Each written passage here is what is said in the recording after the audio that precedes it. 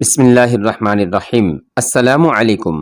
خالد رضی اللہ عنہ کا ایلچی پیچھے کو مڑا اور تیز قدم اٹھاتا ہرمز کے دربار سے نکل گیا۔ دونوں محافظ اس کے پیچھے پیچھے جا رہے تھے۔ ہرمز نے مٹھی کھولی جس میں خالد رضی اللہ عنہ کا پیغام چڑ مڑ کیا ہوا تھا۔ چونکہ یہ پیغام باریک کھال پر لکھا ہوا تھا اس لیے یہ مٹھی کھولتے ہی سیدھا ہو گیا۔ ہرمز نے یہ پیغام فارس کے شہنشاہ ارد شیر کی طرف اس اطلاع کے ساتھ بھیج دیا کہ وہ مسلمانوں سے مقابلے کے لیے فوری طور پر سرحد کی طرف کوچ کر رہا ہے اور وہ مسلمانوں کو سرحد سے دور ہی ختم کر دے گا۔ ہرمز کا اقبال بلند ہو، اس کے ایک درباری نے کہا۔ جس دشمن کو آپ سرحد سے دور ہی ختم کرنا چاہتے ہیں وہ پہلے ہی سرحد کے اندر موجود ہے۔ ہرمز نے سوالیہ نگاہوں سے اس کی طرف دیکھا۔ یہ وہ عربی مسلمان ہیں، اس درباری نے کہا، جو دجلہ اور فرات کے اس علاقے میں آباد ہیں جہاں یہ دونوں دریا ملتے ہیں۔ یہ علاقہ ابلا تک چلا جاتا ہے۔ انہوں نے بہت پہلے سے سلطنت ایران کے خلاف جنگ شروع کر رکھی ہے۔ مدینہ والوں نے ہم پر حملہ کیا تو یہ مسلمان ان سے مل جائیں گے۔ میں ایک عرض کرنے کی جرت کرتا ہوں، ایک فوجی مشیر نے کہا۔ کئی دنوں سے اطلاعیں مل رہی ہیں کہ مسلمان جو لڑنے کے قابل ہیں یعنی جوان ہیں وہ اپنی بستیوں سے غائب ہوتے جا رہے ہیں۔ وہ یقیناً مثنہ بن حارثہ تک پہنچ رہے ہیں۔ اس میں کوئی شک نہیں کہ وہ فوج کی صورت میں منظم ہو رہے ہیں۔ کیا تم نے فرار کا یہ سلسلہ روکنے کے لیے کوئی کارروائی کی ہے؟ ہرمز نے پوچھا۔ فوجی دستے باقاعدہ نگرانی کر رہے ہیں، فوجی مشیر نے جواب دیا۔ اس کے باوجود مسلمان غائب ہو رہے ہیں؟ ہرمز نے غصے اور طنز سے کہا۔ سرحدی چوکیوں کو ابھی حکم بھیجو کہ مسلمانوں کی بستیوں پر چھاپے مارتے رہیں۔ ہر بستی کی تمام آبادی کو باہر نکال کر دیکھیں کہ کتنے آدمی غائب ہیں اور کب سے غائب ہیں۔ جس گھر کا آدمی غائب ہو اس گھر کو آگ لگا دو۔ کوئی مسلمان سرحد کی طرف جاتا نظر آئے تو اسے پکڑ کر قتل کر دو یا دور سے اس پر تیر چلا دو۔ اس علاقے میں مسلمانوں کی ایک بستی تھی جو سرحد کے بالکل قریب تھی۔ ایرانی فوج کی تھوڑی سی نفری نے اس بستی میں جا کر اعلان کیا کہ بچے سے بوڑھے تک باہر نکل آئیں۔ سپاہیوں نے گھروں میں گھس گھس کر لوگوں کو باہر نکالنا شروع کر دیا۔ عورتوں کو الگ، مردوں کو الگ کھڑا کر دیا گیا۔ سپاہیوں کا انداز بڑا ہی ظالمانہ تھا۔ وہ گالیوں کی زبان میں بات کرتے اور ہر کسی کو دھکے دے دے کر ادھر ادھر کرتے۔ انہوں نے اعلان کیا کہ ان آدمیوں کے نام بتائے جائیں اور ان کے گھر دکھائے جائیں جو بستی میں نہیں ہے۔ تمام آبادی خاموش رہی۔ جواب دو، ایرانی کمانڈر نے غصے سے چلاتے ہوئے کہا۔ اسے کوئی جواب نہ ملا۔ کمانڈر نے آگے بڑھ کر ایک بوڑھے آدمی کو گریبان سے پکڑ کر اسے اپنی طرف گھسیٹا اور اس سے پوچھا کہ اس ہجوم میں کون کون نہیں ہے؟ مجھے معلوم نہیں، بوڑھے نے جواب دیا۔ کمانڈر نے نیام سے تلوار نکال کر بوڑھے کے پیٹ میں گھونپ دی اور تلوار زور سے باہر کھینچی۔ بوڑھا دونوں ہاتھ پیٹ پر رکھ کر گر پڑا۔ کمانڈر پھر ایک بار لوگوں کی طرف متوجہ ہوا۔ اچانک ایک طرف سے 8-10 گھوڑے سر پر دوڑتے آئے۔ ان کے سواروں کے ہاتھوں میں برچھیاں تھیں۔ ایرانی فوجی دیکھنے بھی نہ پائے تھے کہ یہ کون ہیں۔ ان میں سے کئی ایک کے جسموں میں برچھیاں اتر چکی تھیں اور گھوڑے جس طرح آئے تھے اسی طرح سر پر دوڑتے بستی سے نکل گئے۔ ایرانی فوجیوں کی تعداد 40-50 تھی۔ ان میں بھگدڑ مچ گئی۔ ان میں سے 8-10 زمین پر پڑے تڑپ رہے تھے۔ گھوڑوں کے قدموں کی دھمک سنائی دے رہی تھی جو دور ہٹتی گئی اور اب پھر قریب آنے لگی تھی۔ اب فوجیوں نے بھی برچھیاں اور تلواریں تان لیں اور اس طرف دیکھنے لگے جدھر سے گھوڑوں کی آوازیں آ رہی تھی۔ پیچھے سے بستی کی آبادی ان کے اوپر ٹوٹ پڑی۔ ان سپاہیوں میں سے وہی زندہ رہے جو کسی طرف بھاگ نکلے تھے۔ جب سوار بستی میں پہنچے تو انہیں گھوڑے روکنے پڑے کیونکہ ان کی راہ میں بستی کے لوگ حائل ہو گئے تھے جو ایرانی فوجیوں کا کشت و خون کر رہے تھے۔ اس سے پہلے مسلمانوں نے یوں کھلے بندوں ایرانی فوج پر حملے کی جرت کبھی نہیں کی تھی۔ ایک ایرانی سپاہی پر ہاتھ اٹھانے کی سزا یہ تھی کہ ہاتھ اٹھانے والے کے پورے خاندان کو ختم کر دیا جاتا تھا۔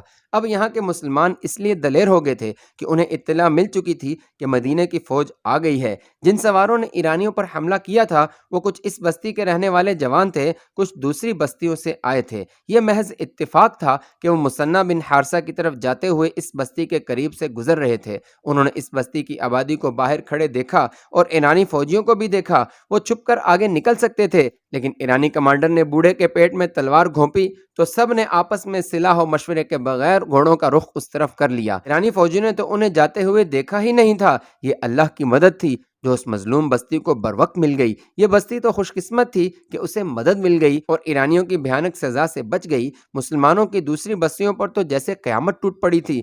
ہر بستی کے ہر گھر کی تلاشی ہو رہی تھی۔ یہ دیکھا جا رہا تھا کہ کتنے آدمی غائب ہو چکے تھے۔ ہر بستی میں ایرانی کئی آدمیوں کو قتل کر رہے تھے۔ بعض مکانوں کو تو انہوں نے نظر آتش بھی کر دیا۔ 3-4 روز یہ سلسلہ چلا۔ اس کے بعد ایرانی فوج کو بستیوں کی طرف توجہ دینے کی مہلت ہی نہ ملی۔ ہرمز اپنی فوج لے کر آ گیا۔ سرحدی فوج کو بھی اس نے اپنے ساتھ لے لیا اور سرحد سے نکل کر اس کا ارادہ یہ تھا کہ خالد رضی اللہ عنہ کو وہ سرحد سے دور روک لے گا۔ ہرمز کی پیش قدمی بہت تیز تھی۔ مارچ 633 عیسوی کا تیسرا ہفتہ تھا جب خالد رضی اللہ عنہ نے یمامہ سے 10,000 فوج لے کر کوچ کیا تھا۔ یہ محرم 12 ہجری کا مہینہ تھا۔ ان کی پیش قدمی بھی بہت تیز تھی۔ ہرمز اپنی فوج کے ساتھ اپنی سرحد سے بہت دور کاظمہ کے مقام پر پہنچ گیا اور فوج کو وہیں خیمہ زن کر دیا۔ یہ مقام یمامہ اور ابلا کے راستے میں پڑتا تھا۔ ہرمز کو معلوم نہیں تھا کہ اس کی پیش قدمی کو دیکھنے والے موجود ہیں۔ خالد رضی اللہ عنہ ابھی کاظمہ سے دور تھے کہ انہیں عراق کی سمت سے آتے ہوئے 2 شتر سوار ملے۔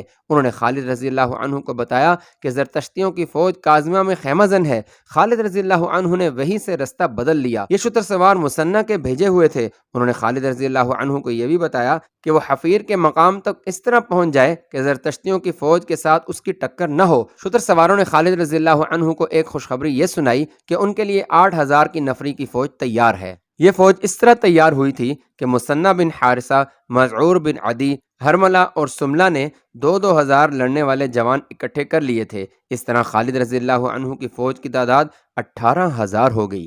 خالد رضی اللہ عنہ نے اپنی پیش قدمی کا راستہ اس طرح بدل دیا کہ کاظمہ کے دور سے گزر کر حفیر تک پہنچ سکیں، لیکن ہرمز کے جاسوس بھی صحرا میں موجود تھے۔ انہوں نے خالد رضی اللہ عنہ کے لشکر کو دور کے راستے سے جاتے دیکھ لیا۔ آگے وہ راستہ تھا جو حفیر سے نباج کی طرف جاتا تھا۔ ہرمز نے اپنی فوج کو خیمے اکھاڑنے اور بہت تھوڑے وقت میں حفیر کی جانب کوچ کرنے کا حکم دے دیا۔ حفیر کے ارد گرد پانی کے کنویں موجود تھے۔ ہرمز نے وہاں خالد رضی اللہ عنہ سے پہلے پہنچ کر خیمے گاڑ دیے۔ اس طرح پانی ایرانیوں کے قبضے میں چلا گیا۔ خالد رضی اللہ عنہ ابھی حفیر سے کچھ دور تھے کہ ایک بار پھر دونوں شتر سوار ان کے راستے میں آ گئے اور خالد رضی اللہ عنہ کو اطلاع دی کہ دشمن حفیر کے مقام پر پانی کے کنویں پر قابض ہو چکا ہے۔ خالد رضی اللہ عنہ نے کچھ اور آگے جا کر ایسی جگہ پڑاؤ کرنے کا حکم دیا جہاں دور دور تک پانی کی ایک بوند نہیں مل سکتی تھی۔ فوج نے وہاں پڑاؤ تو ڈال دیا، لیکن خالد رضی اللہ عنہ کو بتایا گیا کہ فوج میں بے اطمینانی پائی جاتی ہے کہ پڑاؤ ایسی جگہ کیا گیا ہے جہاں دور دور تک پانی کا نام و نشان نہیں۔ میں نے کچھ سوچ کر یہاں پڑاؤ کیا ہے۔ خالد رضی اللہ عنہ نے کہا، تمام لشکر سے کہو اگر دشمن پانی پر قابض ہے تو پریشان نہ ہوں، ہماری پہلی لڑائی پانی کے لیے ہوگی۔ پانی اسی کو ملے گا جو جان کی بازی لگا کر لڑے گا۔ تم نے دشمن کو پانی سے محروم کر دیا تو سمجھو تم نے جنگ جیت لی۔ سالار اعلیٰ کا یہ پیغام سارے لشکر کو سنایا گیا اور سب ایک خونریز جنگ لڑنے کے لیے تیار ہو گئے۔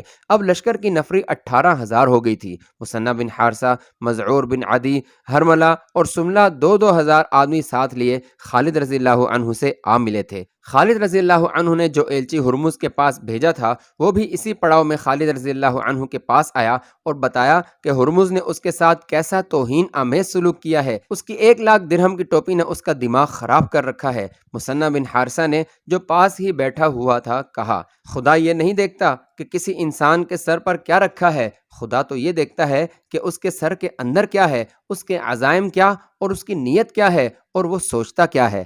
1,00,000 درہم کی ٹوپی؟ خالد رضی اللہ عنہ نے حیران ہو کر پوچھا، کیا ہرمز اتنی قیمتی ٹوپی پہنتا ہے؟ فارس کی شہنشاہی کا ایک دستور ہے۔ مثنہ بن حارثہ نے جواب دیا، ان کے ہاں حسب و نسب اور حیثیت کو دیکھ کر اس کے مطابق ٹوپی پہنائی جاتی ہے جو ان کے شہنشاہ کی طرف سے عطا ہوتی ہے۔ زیادہ قیمتی ٹوپی صرف وہ افراد پہنتے ہیں جو اعلیٰ حسب و نسب کے ہوں اور جنہوں نے رعایا میں بھی اور شاہی دربار میں بھی توقیر اور وجاہت حاصل کر رکھی ہو۔ اس وقت ہرمز سب سے زیادہ قیمتی ٹوپی پہنتا ہے، کوئی اور 1,00,000 درہم کی ٹوپی نہیں پہن سکتا۔ اس ٹوپی میں بیش قیمت ہیرے لگے ہوئے ہیں اور اس کی کلگی بھی بہت قیمتی ہے۔ فرعونوں نے بھی اپنے سروں پر خدائی کی ٹوپیاں سجا لی تھیں۔ خالد رضی اللہ عنہ نے کہا، کہاں ہیں وہ؟ کہاں ہیں ان کی ٹوپیاں؟ مجھے کسی کی بیش قیمت ٹوپی مرعوب نہیں کر سکتی، نہ کسی کی ٹوپی تلوار کے وار کو روک سکتی ہے۔ مجھے یہ بتاؤ کہ آتش پرستوں کی فوج لڑنے میں کیسی ہے اور میدان جنگ میں کتنی تیزی سے نقل و حرکت کرتی ہے۔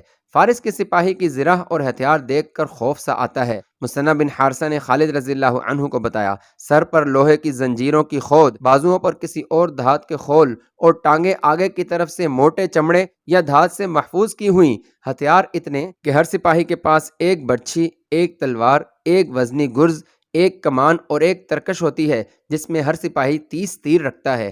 اور لڑنے میں کیسے ہیں؟ جرت اور عقل سے لڑتے ہیں۔ مثنہ بن حارثہ نے جواب دیا، ان کی دلیری مشہور ہے۔ مثنہ، خالد رضی اللہ عنہ نے کہا، کیا تم نے محسوس نہیں کیا کہ آتش پرستوں کے سپاہی کتنے کمزور ہیں اور ان کی جرت کی حد کیا ہے؟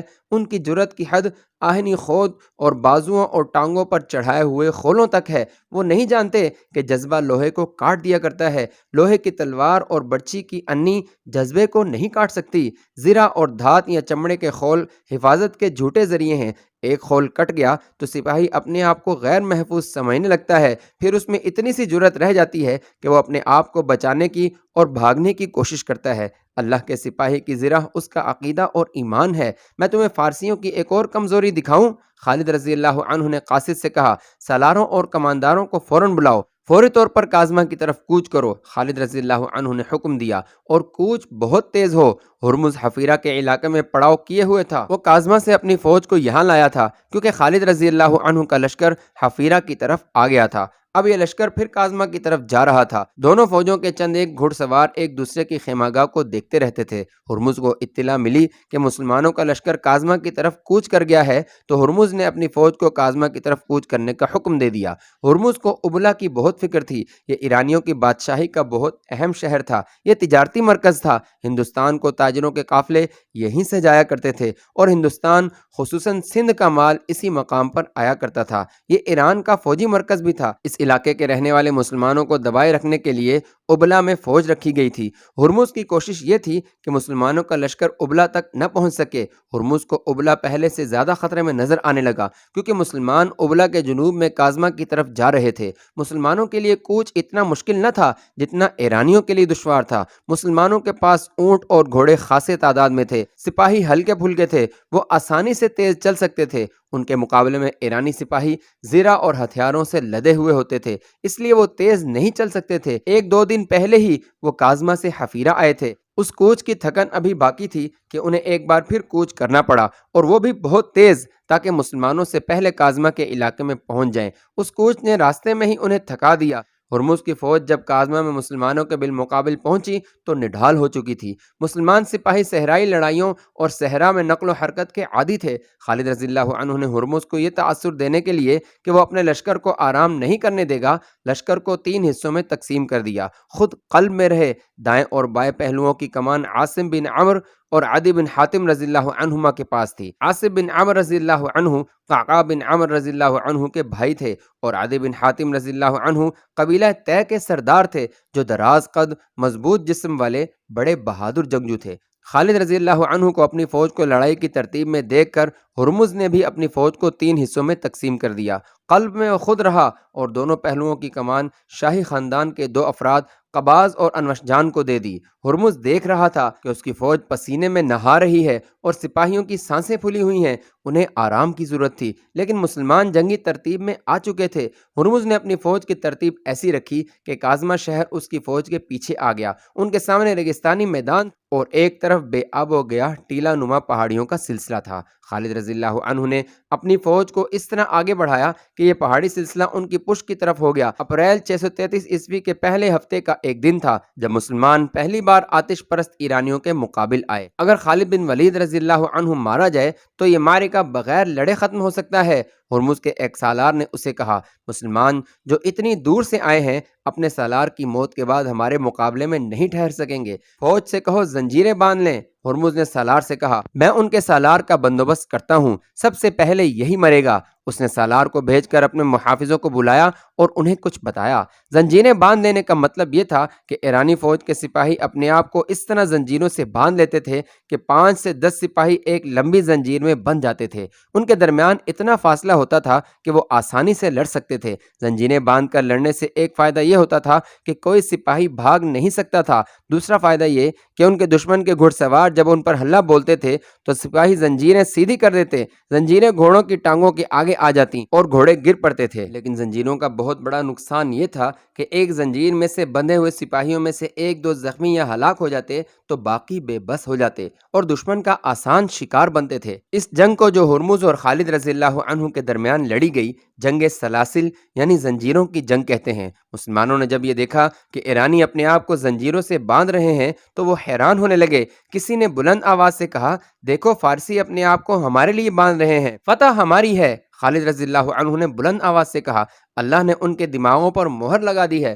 خالد رضی اللہ عنہ نے کچھ سوچ کر کاظمہ سے حفیر اور حفیر سے کاظمہ کا کوچ کیا تھا۔ وہ فائدہ انہیں نظر آ گیا تھا۔ ہرمز کی وہ فوج جو زرہ اور ہتھیاروں سے لدی ہوئی تھی، لڑائی شروع ہونے سے پہلے ہی تھک گئی تھی۔ خالد رضی اللہ عنہ نے ایرانیوں کو آرام کی مہلت ہی نہیں دی تھی۔